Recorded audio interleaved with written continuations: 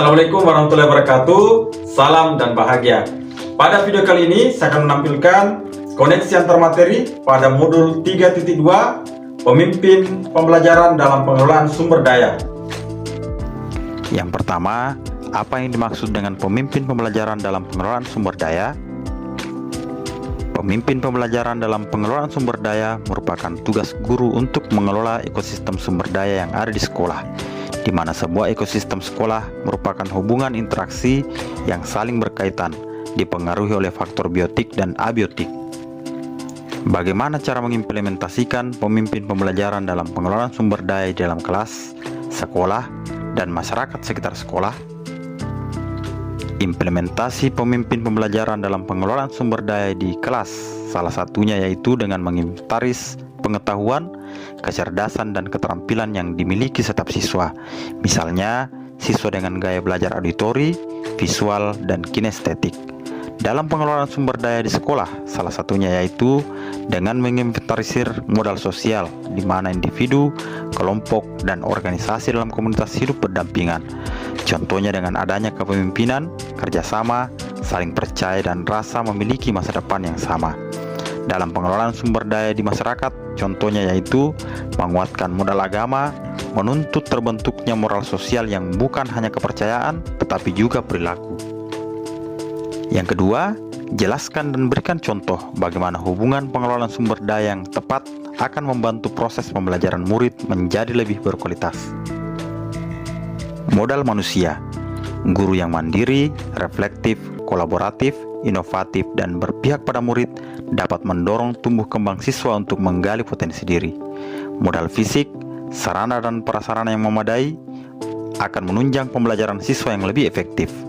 Modal politik, keterlibatan guru dalam mengikuti kegiatan musrembang, serta hubungan yang baik dengan pihak yang berwenang seperti anggota DPRD dan kepala desa dapat meningkatkan kualitas pelayanan pendidikan di sekolah. Modal finansial, dana BOS, DAU, serta alokasi dana desa untuk pendidikan sangat membantu kegiatan operasional sekolah. Modal sosial, hubungan yang baik antara pihak sekolah dengan warga, tokoh masyarakat, tokoh agama, organisasi kepemudaan, dan perangkat desa dapat membantu kegiatan-kegiatan di sekolah. Modal lingkungan, alam. Lingkungan sekitar sekolah memiliki pengaruh dalam menunjang kebutuhan belajar siswa. Modal agama dan budaya. Melalui kegiatan-kegiatan keagamaan serta pelestarian budaya di lingkungan sekolah dapat membentuk karakter siswa yang berakhlak, mulia, dan religius.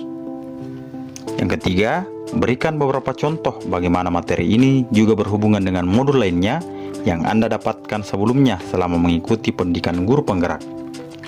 Pemikiran Ki Hajar Dewantara mengenai pendidikan adalah upaya yang konkret untuk memerdekakan manusia secara utuh dan penuh, baik kemerdekaan lahiriah maupun batiniah manusia, baik sebagai makhluk individu maupun sebagai anggota masyarakat.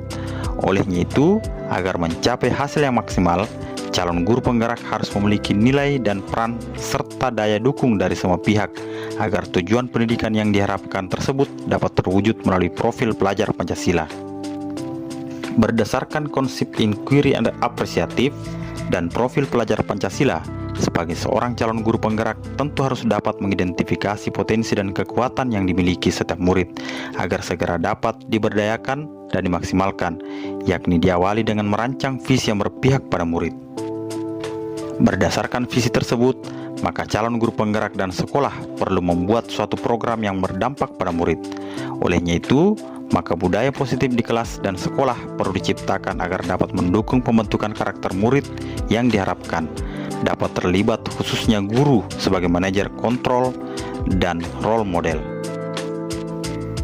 Budaya positif sekolah yang berdampak baik pada pengembangan karakter murid perlu ditumbuhkan melalui keteladanan dari guru dan warga sekolah, sehingga ke depan bisa menjadi aset masa depan bagi masyarakat ketika menjadi seorang pemimpin pembelajaran yang berkualitas baik dan mandiri. Keputusan dari seorang pemimpin pembelajaran tentu akan berdampak pada pengelolaan sumber daya yang ada di sekolah dan sekitarnya.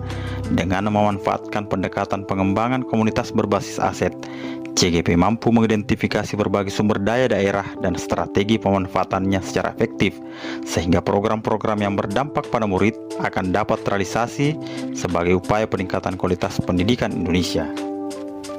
Yang keempat, ceritakan pula bagaimana hubungan antara sebelum dan sesudah Anda mengikuti modul ini, serta pemikiran apa yang sudah berubah di diri Anda setelah mengikuti proses pembelajaran dalam modul ini.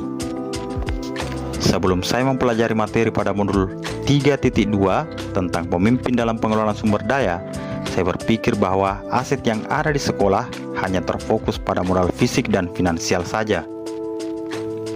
Setelah saya mempelajari materi pada modul 3.2 ini, saya akhirnya bisa memahami bahwa aset yang dimiliki sekolah bukan hanya modal fisik dan finansial saja, tetapi ternyata ada banyak modal lain yang bisa dimanfaatkan oleh sekolah dan memiliki dampak yang besar bagi kualitas pelayanan pendidikan di sekolah.